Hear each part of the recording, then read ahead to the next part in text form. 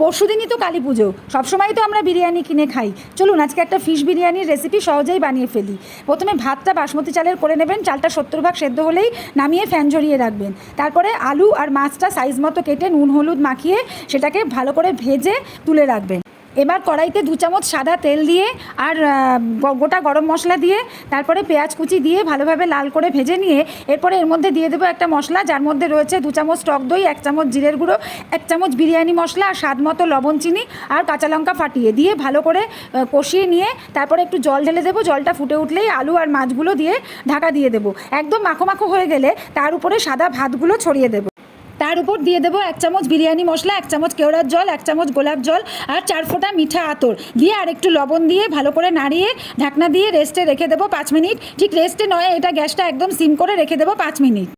ব্যাস রেডি হয়ে গেল ফিশ বিরিয়ানি। সবাই গরম গরম খেয়ে বললো, ওহ জমে গেল।